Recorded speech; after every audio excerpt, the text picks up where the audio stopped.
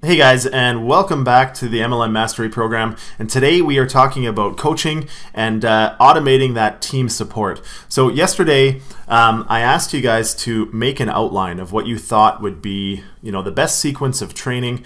You didn't have to build it out; just make that outline so that you know the things that you wanted to train your new team members and on what schedule. And today we're going to talk about how you actually distribute that and how you can make that very effective for your team members and, of course, for you. So in today's video, we're going to talk about time management, your training consistency, automation basics, personal calls versus automated content, when and where to use each of them, managing international teams, and building engagement.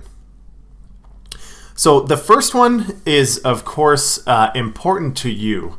So from a time management standpoint, if you can automate and set structures for how you're going to train your team, it's going to save a lot of time for you.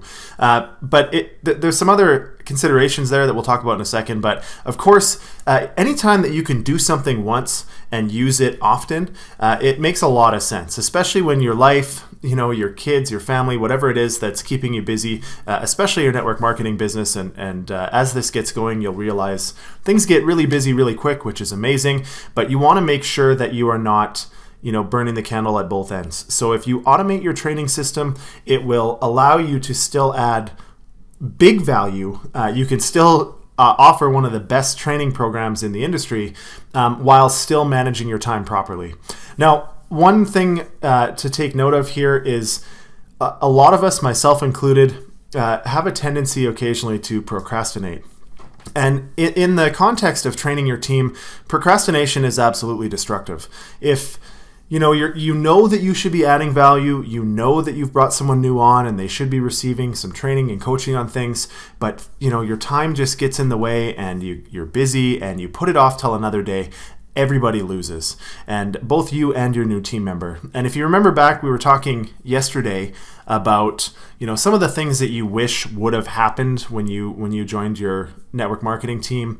One of the biggest things, I think, is that you had hoped that you had more contact with your team members or your sponsor, and chances are you felt like you were kind of left in the dark for a little while. So we want to make sure that we take any opportunity for procrastination out of the picture and make sure that our new team members are getting what they need on a regular basis. Now, when you properly automate this system, it also builds that sense of team. You're managing your time, but your new team members get the feeling that you really care about them and that you're paying attention to their progress and that you're trying and have an interest in, providing them with the training and supports that they need in a timely manner. And when it comes to building a successful team and a team that has some momentum, you really want to make sure that they have that feeling of belonging. And when you automate this stuff and send things out on a schedule, of course, it helps to build that sense for them. As we talked about in one of the previous videos on following up with your prospects and your potential new team members that may not have come on board right away, consistency in your training is without a doubt one of the most important things. And again, right at the beginning when somebody joins a network marketing opportunity, yourselves included, but most importantly, your new team members, that training that they receive up front is really going to take advantage of that excitement, that momentum. When they first join, that's when they're most primed, to get going and to just be a sponge, to take everything that you're telling them and to really put it into actions so that they themselves can build their own business. Now, when you automate this stuff, you make sure that you have it in, a proper schedule. You've thought it through, you've built that outline, and you can make sure that your new people are getting the supports that they need exactly when they need them, as opposed to waiting until they have a problem and chances are have become frustrated.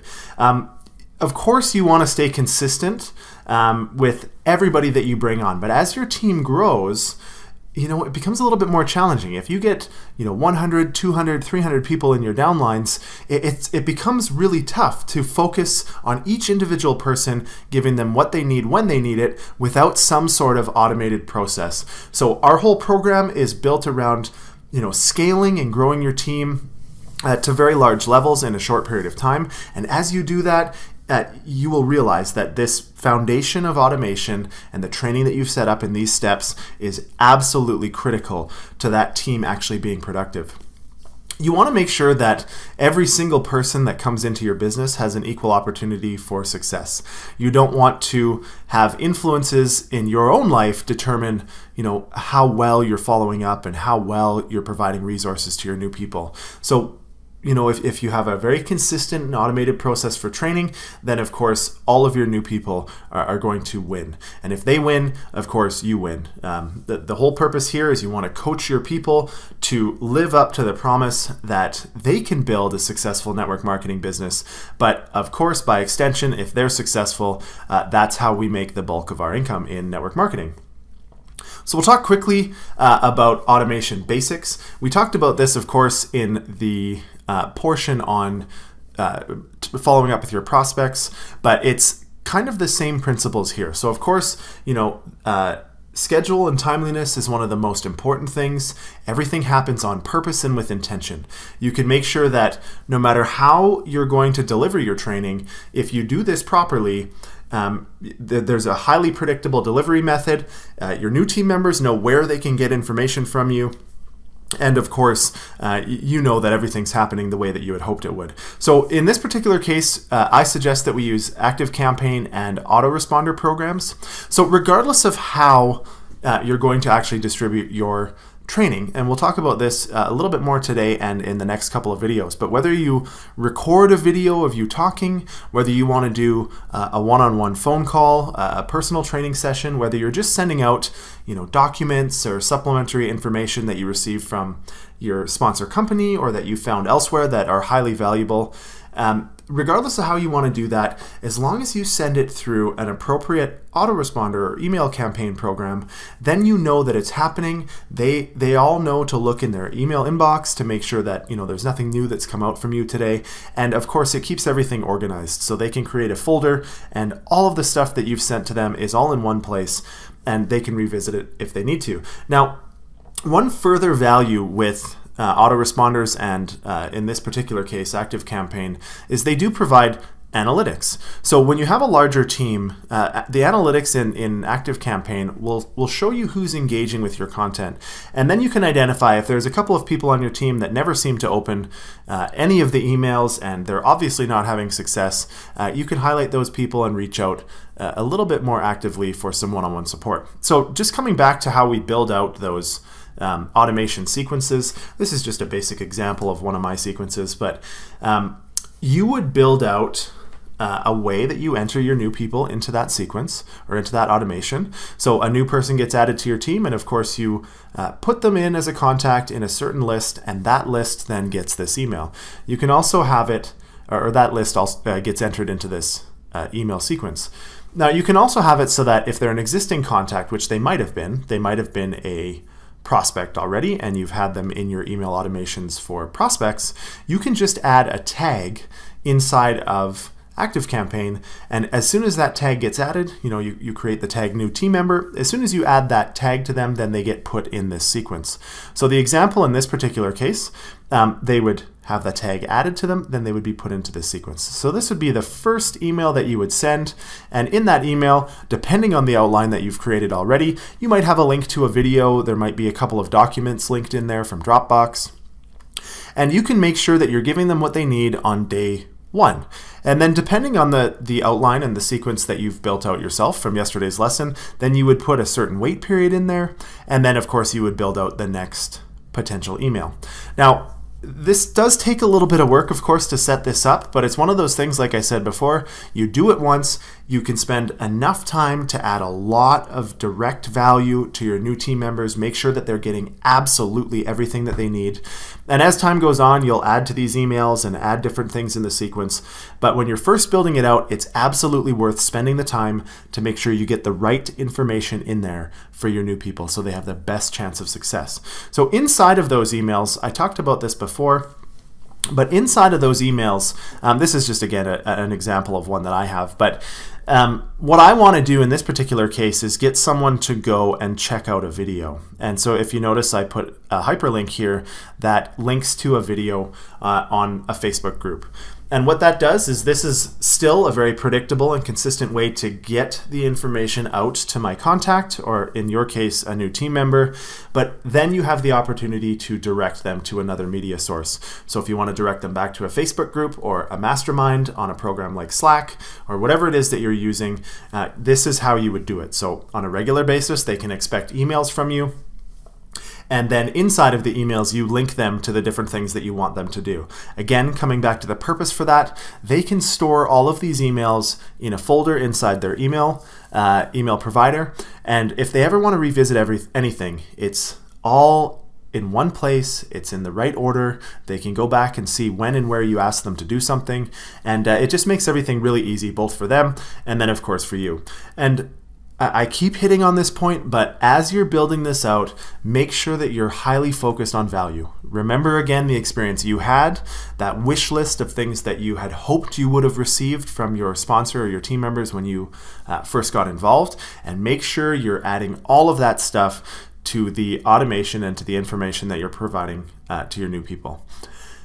Now, the other question that comes up a lot is, as you build teams, internationally, and this whole course is focused on building teams outside of your warm market, other than the first couple of people that you bring on. A lot of people feel like, they don't want to completely remove themselves, that personal touch from their new team members, but how do you possibly manage that? So that is an important consideration you want to think. If I have a couple of hundred team members and that list is growing over time, how on earth do I actually manage my time to interact with any of them on a consistent basis? And that's a really good question. So throughout your email sequence a couple of slides ago, you want to build in a couple of spots that when people get to that point, they have an opportunity to engage with you personally. And again, that really helps depending on if people are all over the country or in different countries. It makes it hard to meet with them face to face. But you want to have an opportunity to still connect with your people, answer questions, and coach them a little bit. But in this way, you can set that up on a schedule so that you know that they're getting that opportunity at the exact time when you believe they're going to be needing it. Now, when thinking about when to do calls, the question I always ask myself, and I encourage you to ask the same, is, are you just sharing information at this point, or are you coaching? And, at the beginning, when you're starting to distribute information on compensation, or you want to do a quick little video on how to explain the compensation simply as opposed to reading a 30-page document, that a lot of that stuff might just be simple information sharing. So a lot of that you can link to a video inside of a Facebook group, or you can provide the documents just in the emails. But there's certain times where they might need some coaching. And you can put that in strategically based on what you think your experience has been with your company and what theirs might be working with you. But in order to do that, you can set up different booking programs, and we'll talk about that in a second. But what you're trying to do here is you want to encourage independence with your people so that their success on a day-by-day basis is not, reliant upon you forcing them to do things, which becomes very difficult at a distance. But you still want to make sure that they have that feeling and, that they can trust that they are being supported by you. So these personal calls, you have to sprinkle them in strategically to make sure that people aren't feeling lost and feeling like they don't have support. Now, when you're building into these emails the opportunity to book a call with you, instead of going back and forth via email and trying to get appointments and different things, I suggest a program called Calendly. It's free. It's super, super simple to use. And I don't even need to show you how to use it. If you just go to calendly.com, you can set up an account, and it interacts with one of your Gmail accounts or whatever email provider that you use, and you can set up time slots that are available. It's got reminder emails in there for everybody, and it's just a wonderful program. Works really, really easy. The next point is I suggest that you do all of these calls via Skype. Skype is what I use just because it's free and simple, and pretty much everybody knows how to use Skype. But this allows you to communicate with people all over the world, and you don't have to worry about your international fees being huge on your cell phone bills or anything like that. But video conferencing brings a different dynamic to that interaction. It's almost as if you're meeting face to face, and it allows you to read nonverbals and really work with people and build some confidence. But again, you don't have to actually physically be face to face. Same effect almost, but without having to travel all over the place to meet with people. And again, that comes back to time management. I've mentioned this a couple of times, but as you're building out these sequences and as you're really focusing on automation, when you're building your teams internationally, people might be from different time zones and, of course, in some cases speak different languages. So when you have an automated system, you're never forgetting to interact with these people because they're not engaging with you during the 9 to 5 or whatever that you're normally used to working. So especially once you start doing these phone calls and different things and giving people in your international teams an opportunity to connect with you, you're giving them that sense of inclusion. You're making sure that you're still supporting them. You're still giving them, all of the information that they're needing as they go through that development process, but you're making them feel like they belong to your team. You're still following up with them. You're still having those phone calls, and you're still able to make a personal connection with someone that might live on the other side of the world. One final thing as you're building your teams, this automated training program, my suggestion is that in a lot of the emails that you are kind of pointing people back to an opportunity to mastermind with the rest of your team and with you as time goes on. And the best way probably to do this is to create a private Facebook group. Pretty much everybody on planet Earth has a Facebook account, and if they've become in contact with you, especially your cold leads and the way that we're going to show you how to do it, chances are that happened through Facebook or Instagram or possibly Twitter. But in all accounts, generally they have a Facebook account, and it's pretty easy for most people to understand how to find a group. Now you want to make it a private group, not a public group, so that the things and the conversations that you post in there are kept only to the people that are supposed to see them. But if you make it a secret group, there's those two options, private or secret. If you make it a secret group, which some people do, it can become challenging to find if you're trying to direct people to it without a direct invite. So I suggest you use a private Facebook group. And what these groups do is it allows not only you to interact with your team members, but it allows the team members to collaborate and work with each other through challenges and different things. And what we've found is that, people share their successes in there, they share their challenges, and it gives the other people that you're working with on your teams, both locally and internationally, an opportunity to have an impact, but it also shares that workload from you. So if people are posting in your private group, again, they get the benefit of everybody's cumulative knowledge, but it allows you not to have to answer absolutely every single question yourself. The other benefit is when you do answer questions, not only the person you're talking to gets to the benefit of your expertise and of your support, but everybody gets to see how you answered those questions. And then, if they need to make some changes to their own business, they can do so as well. And of course, on your team, when you create this mastermind potential and you allow people to collaborate and work with each other and support each other, you are building leaders. And that's really what you want. You want a team of leaders that is building their own networks and building their own teams. And the best way for them to get confidence to do that is to be able to experience some of that leadership inside one of your groups. And again, you can add a lot of value in those groups, but it really allows everybody to benefit from the cumulative experience of everybody that's in that group. So it's a really good asset if you direct people to a group throughout your training automation. So today, quick little lesson on automating your training. So what I would suggest that you do now is transpose your outline into the autoresponder. You don't have to go through and create every single email yet or every single contact, but I would suggest that you build out that outline that you wrote down from yesterday and the day before. Transpose that into your autoresponder like I had shown you in ActiveCampaign. And you can just save blank emails in there for now, but you want to get that sequence built out so that you can start, as we talk about the different media types, you can really start making that training program come to life. As you identify different ways that you want to deliver each lesson, you can build out each one of those emails as that happens. I would also suggest, based on that outline, now you identify where those coaching calls can be integrated. It's important to be strategic on when you want to spend time with people to make it worth both their while and yours. You want to be able to add value at a time when people are likely needing it, and you want them to feel like they're being supported when they might be a little confused or challenged.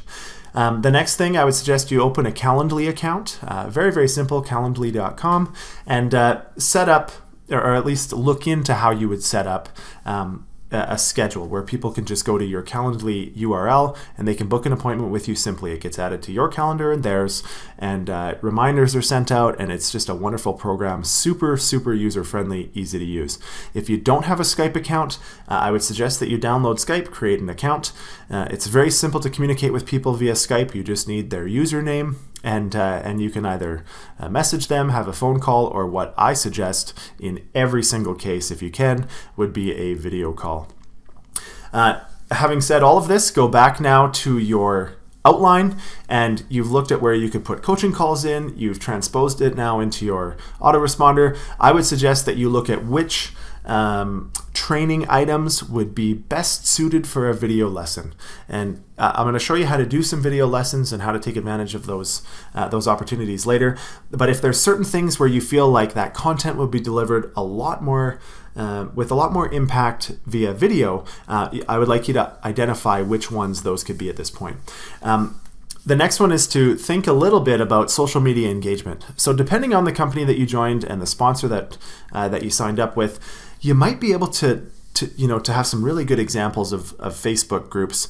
I suggest that you still start your own. You want to build your own tribe, your own team, and really have a chance to engage those people that you're working with directly in a very effective way. You don't want to add them to a very large group that isn't yours. You want to make sure that you control the engagement and make sure you're adding a lot of direct value to the people that you've brought on and made that promise to. But having said that, you can visit other social media groups within your company and within your upline just to see what ideas they have. How do they engage people? How are they getting people to talk about different scenarios, and so on and so forth? And that'll evolve over time. The more that you do this, the better you'll get, of course, at engaging with people. But once you have some basic ideas, now the last step for today is to go and create a private Facebook group.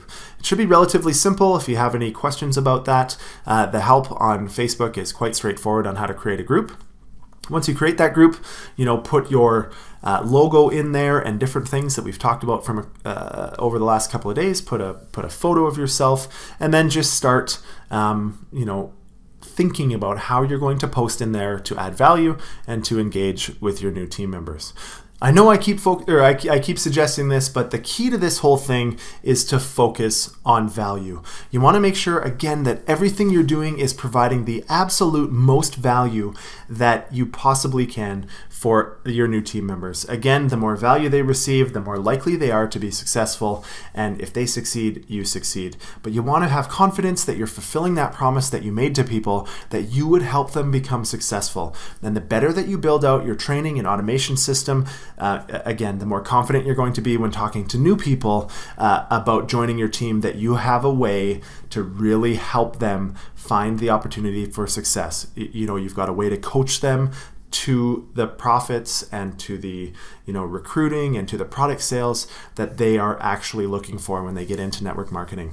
So we'll leave it there for today. Tomorrow we're going to talk about live and recorded video training. In today's action tasks, I asked you to just outline where you would like to put those types of training inside of your automation program. And tomorrow we'll show you exactly how to do that, how to embed those, and some ways to make sure that you're adding value in that regard. Thank you for your attention today, and we will talk to you soon.